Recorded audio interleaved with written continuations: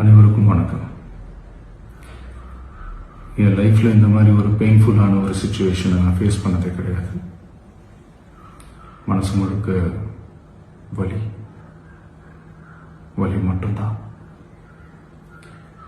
இந்த சுற்றுப்பயணத்தில் என்னென்ன மக்கள் பார்க்க வராங்க, அதுக்கு ஒரே ஒரு காரணம் தான், அவங்க என் மேலே வச்சிருக்கிற அன்பும் பாசம். அந்த அன்புக்கும் பாசத்துக்கும் நான் எப்பவும் கடமைப்பட்டிருக்கிறேன். அதனால தான் இந்த சுற்றுப்பயணத்தில் மற்ற எல்லா விஷயங்களையும் தாண்டி மக்களுடைய சேஃப்டி, அதில் எந்த காம்ப்ரமைஸும் பண்ணிடக்கூடாதுன்றதுக்காக தான் அது என் மனசில் ரொம்ப ஆழமாக இருக்கும் அந்த எண்ணம்.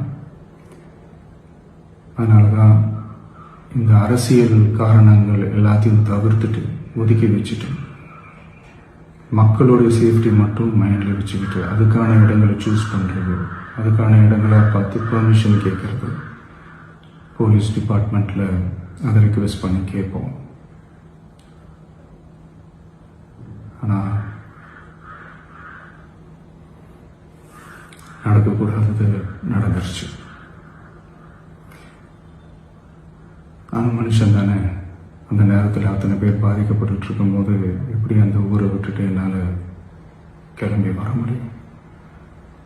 நான் திரும்ப போகணும்னு இருந்துச்சுன்னா அதை ஒரு காரணம் காட்டி அங்கே வேறு சில பதட்டமான சுச்சுவேஷன்ஸ், வேறு சில அசம்பாவிதங்கள், அந்த மாதிரி எதுவும் நடந்துடக்கூடாதுன்றதுக்காக தான் நான் அவாய்ட் பண்ணேன். இந்த நேரத்தில் சொந்தங்களை இழந்து தவிக்கிற இத்தனை குடும்பங்களுக்கும் என்னுடைய ஆழ்ந்த இரங்கலை தெரிவிச்சுக்கிறேன். எனக்கு தெரியும், என்ன சொன்னாலும் இது ஈடையாகாதுன்னு எனக்கு தெரியும். ஹாஸ்பிட்டலில் ட்ரீட் பண்ணிகிட்ருக்கிற எல்லாருமே சீக்கிரமாக க்யூர் ஆகி வரணுன்றதை இந்த நேரத்தில் நான் வேண்டிக்கிறேன். கூடிய சீக்கிரமே உங்கள் எல்லாரையும் நான் சந்திக்கிறேன். இந்த நேரத்தில் எங்களுடைய வலிகளை, எங்களுடைய நிலைமையை புரிஞ்சுக்கிட்டு எங்களுக்காக பேசின அரசியல் கட்சிகளை சார்ந்த நண்பர்கள், தலைவர்கள் அனைவருக்கும் என்னுடைய நன்றியை தெரிவிச்சுக்கிறேன்.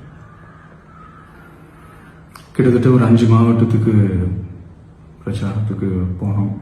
இந்த மாதிரி எதுவுமே நடக்கல. ஆனால் கரூரில் மட்டும் ஏன் எப்படி நடக்குது, எப்படி நடக்குது? மக்களுக்கு எல்லா உண்மையும் தெரியும். மக்கள் எல்லாத்தையும் பார்த்துக்கிட்டு இருக்கிறாங்க.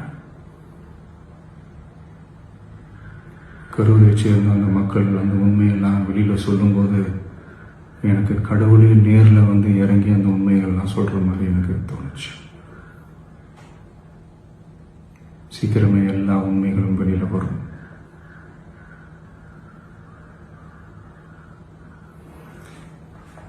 எங்களுக்கு தரப்பட்ட இடத்துல நாங்கள் போய் அந்த ஸ்பாட்டில் நின்று நாங்கள் பேசிட்டோம். அதை தாண்டி எந்த தவறும் எங்கள் சைடில் நாங்கள் எதுவுமே செய்யலை. பட் இருந்தாலும் எங்கள் கட்சியை சேர்ந்த நிர்வாகிகள், தோழர்கள் மேலே எஃப்ஐஆர், அது மட்டும் இல்லை சோஷியல் மீடியாவை சேர்ந்த நண்பர்கள், தோழர்கள், அவங்க மேலே எஃப்ஐஆர்லாம் போட்டு இப்போ பிடிச்சிக்கிட்டு இருக்கிறாங்க.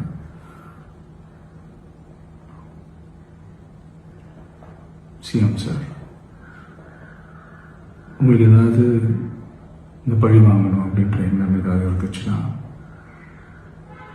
என்ன வேணாலும் பண்ணுங்க. அவங்க மேலே கை வைக்காதீங்க. நான் ஒன்று வீட்டில் இருப்பேன், இல்லை நான் ஆஃபீஸில் இருப்பேன். என்ன வேணாலும் செய்யுங்க. நண்பர்களே, தோழர்களே, நம்மளோட அரசியல் பயணம் இன்னும் ஸ்ட்ராங்கராக, இன்னும் தைரியத்தோட கண்டினியூ ஆகும்.